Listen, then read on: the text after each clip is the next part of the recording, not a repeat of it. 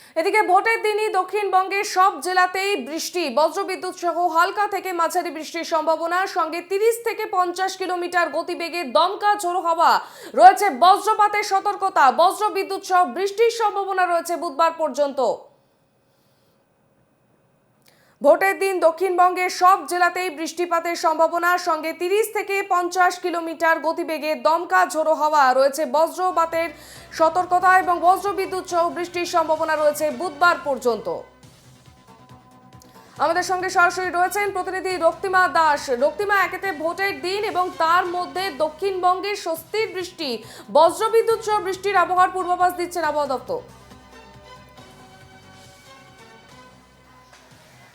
হ্যাঁ দেখো, একদমই তাই। তুমি জানো যে কালকে 7টি জায়গায় ভোট রয়েছে এবং সেক্ষেত্রে এই পঞ্চম দফার ভোট কিন্তু একেবারে বৃষ্টির মধ্যেই কাটতে চলেছে, অন্তত এমনটাই পূর্বাভাস রয়েছে আলিপুর আবহাওয়া দফতরে। সেক্ষেত্রে তোমাকে জানিয়ে রাখি, আগামীকাল অর্থাৎ সোমবার থেকে বুধবার পর্যন্ত বৃষ্টির পরিমাণ বাড়বে কালকে থেকে, এবং সেক্ষেত্রে একাধিক জায়গায় এবং গোটা দক্ষিণবঙ্গ, কলকাতা সহ গোটা দক্ষিণবঙ্গে কিন্তু বৃষ্টির সম্ভাবনা রয়েছে।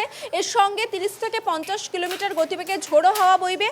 একই সঙ্গে উত্তরবঙ্গের ক্ষেত্রেও কিন্তু বৃষ্টি বাড়বে কালকে থেকে, এবং সেক্ষেত্রে উত্তরবঙ্গের ওপরের 5 জেলায় অর্থাৎ দার্জিলিং, কালিম্পং, আলিপুরদুয়ার, কোচবিহার এই সমস্ত জেলাগুলিতে কিন্তু আগামীকাল থেকে বৃষ্টির পরিমাণ বাড়বে।